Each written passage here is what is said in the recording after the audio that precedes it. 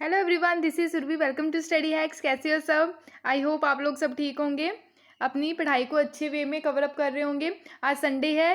Sunday में मतलब fun नहीं करना बिल्कुल भी, मतलब करो थोड़ा बहुत फन, बट पढ़ाई भी करनी है। कहने का मेन मोटिव यही है मेरा, ठीक है? तो पढ़ाई को पीछे नहीं छोड़ना।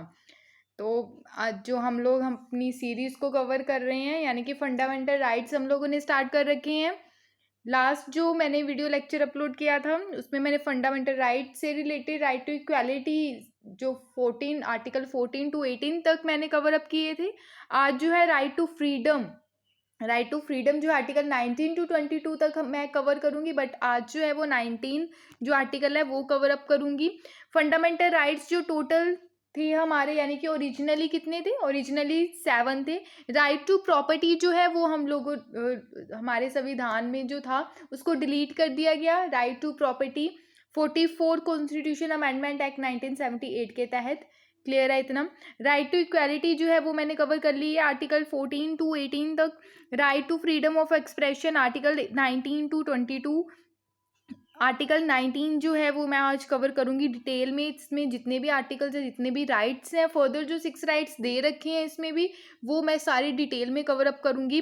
Right against exploitation article 23 and 24। Right to freedom of religion article 25 to 28। Cultural and educational rights article 29 and 30। Right to constitutional remedies article 32। ये 6 राइट्स हैं, ये आपके दिमाग में बिल्कुल मतलब फिट होने चाहिए, बिकॉज वन डे एग्जाम की अगर बात करें उसमें ये डायरेक्ट पूछ लिया जाता है कि राइट टू इक्वालिटी जो है वो कौन से आर्टिकल से लेके कौन से आर्टिकल तक है, ये आपसे पूछ लिया जाएगा। और प्रीवियस जो क्वेश्चन पेपर आप उठा के देखना उसमें भी पूछे गए हैं ये क्वेश्चंस। क्लियर है इतनी बात? आइए आज का जो डिस्कशन है वो हम स्टार्ट करते हैं। प्लीज़ ध्यान से सारी चीज़ों को समझिएगा, सुनिएगा। अगर फिर भी डाउट होगा तो प्लीज़ आप लोग ज़रूर अपने डाउट्स को शेयर कीजिएगा। राइट टू फ्रीडम की अगर बात करें, राइट ऑफ जो 6 राइट्स इसमें फर्दर दे रखे हैं, यानी कि प्रोटेक्शन ऑफ जो है 6 राइट्स उसकी बात हो रही है। प्रोटेक्शन ऑफ 6 राइट्स जो है आर्टिकल 19 के अंडर आता है, ठीक है? ये गारंटी देता है ऑल सिटीजन्स को 6 राइट्स की, ठीक है? तो राइट्स जो है 6 राइट्स इसमें फर्दर डिफाइन कर रखे हैं आर्टिकल 19 में। Right to freedom of speech and expression काफ़ी ज़्यादा इंपॉर्टेंट है ये, बिकॉज अभी न्यूज़ में भी बहुत ज़्यादा है, बिकॉज सेडिशन लॉ के तहत ये सारी चीज़ें आती हैं। Freedom of speech and expression पे सेडिशन लॉ जो है वो लगाया जा रहा है। क्यों? क्योंकि अगर कोई हमारे देश को हार्म पहुंचाने वाली बात करता है या फिर कोई गवर्नमेंट को हार्म पहुंचा रहा है, उससे रिलेटेड कोई बात करे तो सेडिशन लॉ से चार्जेस लगा के पर्सन को अरेस्ट कर लिया जाता है। तो सेडेशन लॉ जो है वो हम डिस्कस करेंगे। Freedom of speech and expression के तहत ही ये सारी चीज़ें आती हैं। Right to assemble peaceably and without arms, यानी कि असेंबल कर सकते हैं पीसफुली, शांतिपूर्वक हम असेंबल कर सकते हैं, बट हमारे पास हथियार नहीं होने चाहिए। देखो, अगर हथियार होंगे उससे क्या होगा? कोई भी अगर कोई बात कर रहा है उससे वायलेंस क्रिएट होगा, मतलब दंगे फसाद होंगे। इसीलिए हमें राइट दे रखा है, राइट टू असेंबल पीसफुली हम कर सकते हैं, बट हमारे पास हथियार नहीं होने चाहिए, ठीक है? राइट टू फॉर्म एसोसिएशन और यूनियन और कॉर्पोरेटिव सोसाइटी। पहले हमारे संविधान में ओनली एसोसिएशन और यूनियन था, बट कॉर्पोरेटिव सोसाइटी की अगर हम बात करें तो कॉर्पोरेटिव सोसाइटी को बाद में ऐड ऑन किया गया। आपका होमवर्क ये रहेगा, कॉर्पोरेटिव सोसाइटी को कौन से अमेंडमेंट के तहत और कौन से ईयर में ऐड किया गया, ये आपका होमवर्क है, ये मैंने ऑलरेडी करवाया है, ठीक है? Right to freely move throughout the territory of India, मतलब throughout the territory of India की बात हो रही है कि हम कहीं भी मूव कर सकते हैं। Right to reside and settle in any part of the territory of India. Practice any profession to carry any occupation और ट्रेड और बिजनेस।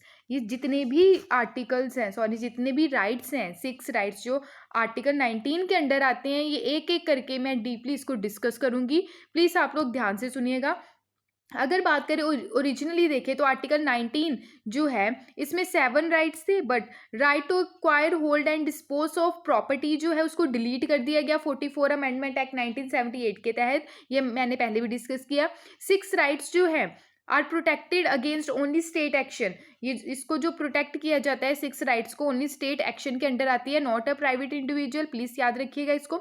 अगर बात करिए जो राइट्स हैं ये अवेलेबल है ओनली सिटीजन्स के लिए, okay, to shareholder of the company but not of foreigners और लीगल पर्सन लाइक कंपनीज और कॉर्पोरेशन। क्लियर है इतनी बात। स्टेट जो है ये जो आपको फ्रीडम्स दे रखे हैं, राइट्स दे रखे हैं, स्टेट क्या कर सकती है, इस पर रीजनेबल रिस्ट्रिक्शन लगा सकती है, ठीक है। कहने का तात्पर्य ये है कि अगर आपको स्पीच एंड एक्सप्रेशन के राइट दे रखे हैं, ये नहीं है कि आप सामने वाले पर्सन को हर्ट करें कुछ भी बोल के, उसकी डिग्निटी को हर्ट करें, इसलिए रीजनेबल रिस्ट्रिक्शंस लगाई जा सकती हैं, ठीक है। इन फ्रीडम्स जो आपको दे रखे हैं इनकी बात हो रही है बेसिकली।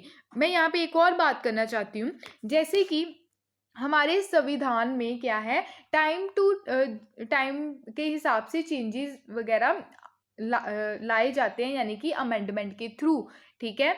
जैसे जैसे टाइम आगे बढ़ता जाता है वैसे वैसे हमारे संविधान में चेंजेस होते रहते हैं। अगर मैं बात करूं राइट टू प्रिवेसी की, राइट टू प्रिवेसी जो है हमारे संविधान में पहले ऐड नहीं थी। केएस पुट्टास्वामी केस जो आया 2017 में, उसके तहत हमारी जो प्रिवेसी है उसको फंडामेंटल राइट बनाया गया।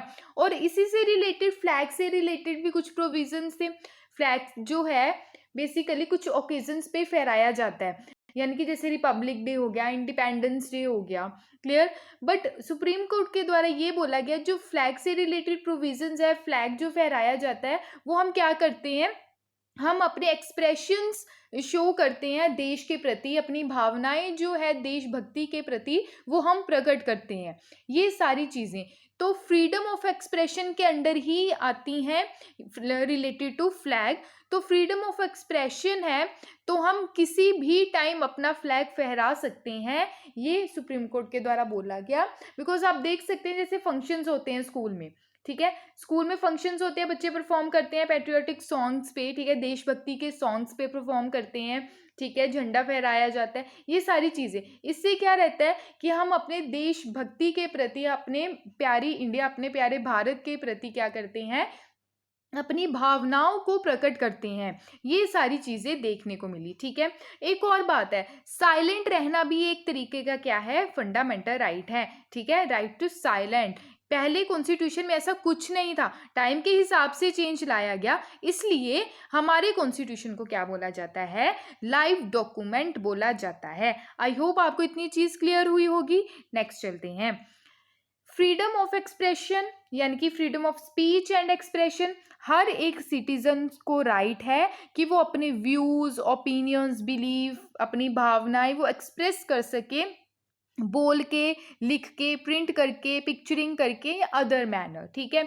अगर बात करें जैसे लिखना, अगर कोई पर्सन देख नहीं पाता है तो वो कैसे लिखेगा, ठीक है, कैसे मतलब चीज़ों को समझ पाएगा, तो एक लैंग्वेज रहती है ब्रेल लैंग्वेज। ब्रेल लैंग्वेज जो है, जैसे ब्रेल लैंग्वेज का आपको पता है कि जैसे एक शीट रहती है उसके ऊपर डॉट डॉट से होते हैं, ठीक है, तो वो समझ पाते हैं, हाथ लगा के क्या कर सकते हैं, फील कर सकते हैं, जो पर्सन देख नहीं पाते उसको ब्रेल लैंग्वेज बोलते हैं। आपका क्वेश्चन यहाँ से ये रहेगा कि वर्ल्ड ब्रेल डे कब सेलिब्रेट किया जाता है, और जो ब्रेल लैंग्वेज है इसका इन्वेंशन किसने किया, कौन से ऐसे पर्सनैलिटी थी जिनके द्वारा ब्रेल लैंग्वेज को इन्वेंट किया गया, काफ़ी इंटरेस्टिंग है, प्लीज़ जाके आप लोग देखिएगा, ठीक है, मोस्ट इंपॉर्टेंट है। अगर बात करें तो सुप्रीम कोर्ट जो है, सुप्रीम कोर्ट के द्वारा हेल्ड किया गया freedom of speech and expression, उसके अंडर फ्रीडम्स यानी कि राइट्स रखे गए, उन राइट्स के बारे में हम लोग पढ़ लेते हैं।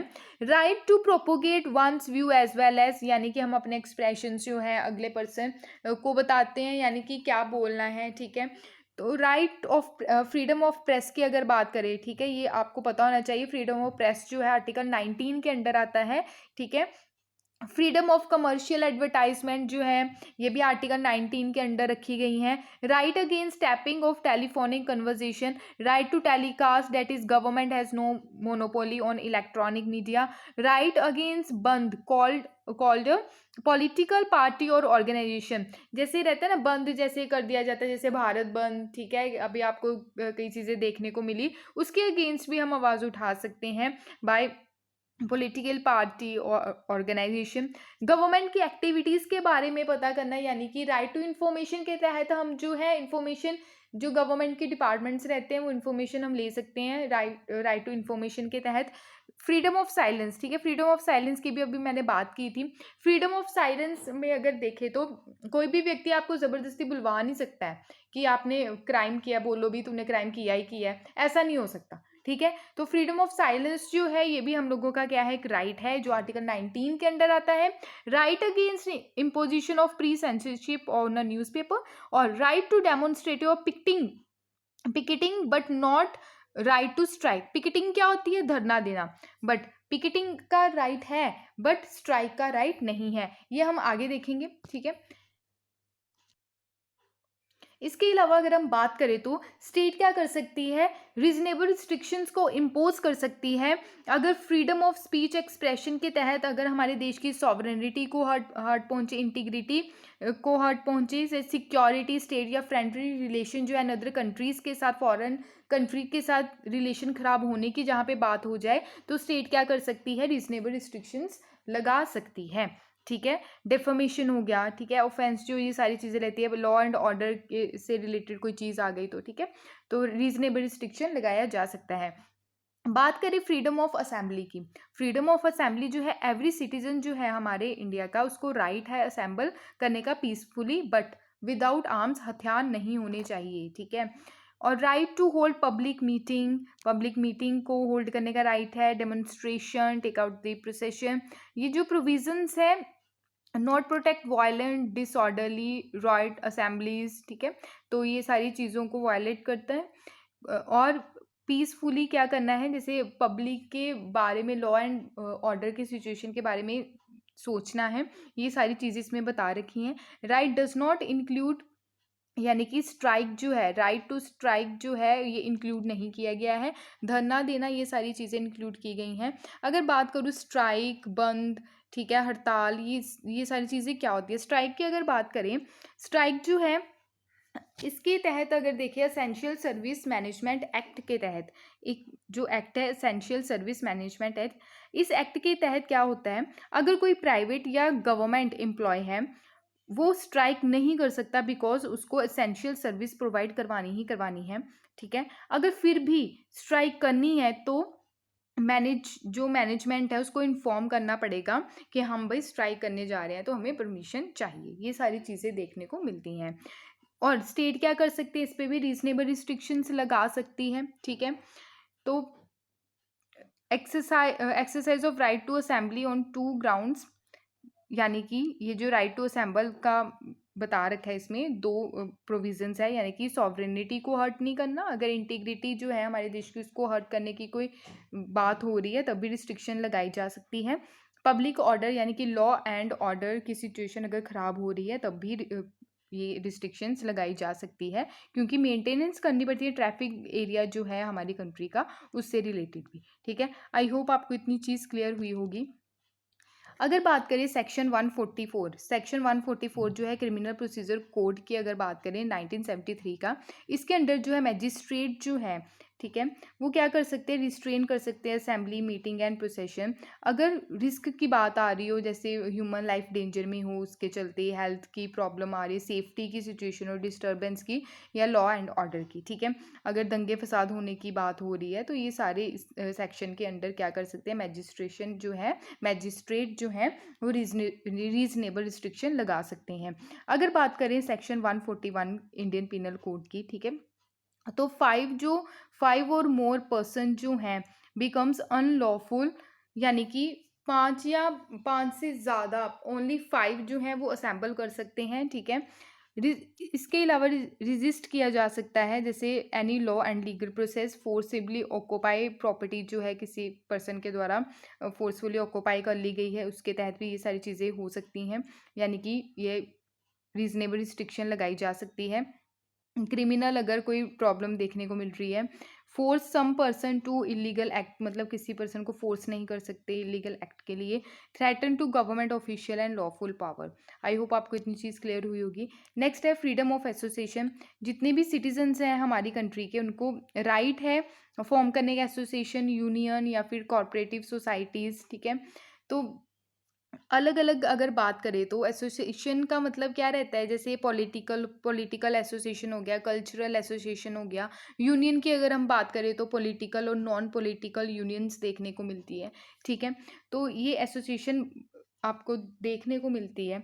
अगर बात करें इसमें इंक्लूड है political parties, companies, partnership, firm, societies, club, organization, trade union and another body जो है, ठीक है।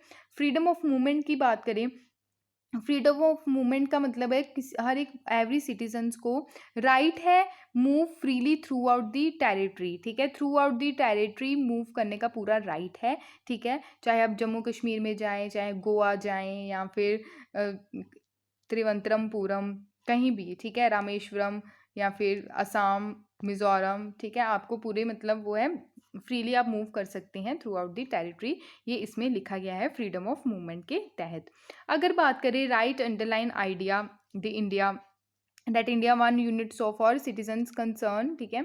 तो क्या कर सकते हैं प्रमोट, इससे क्या होगा, नेशनल जो फीलिंग है वो प्रमोट होगी। और नॉट पैरोक्लिज्म।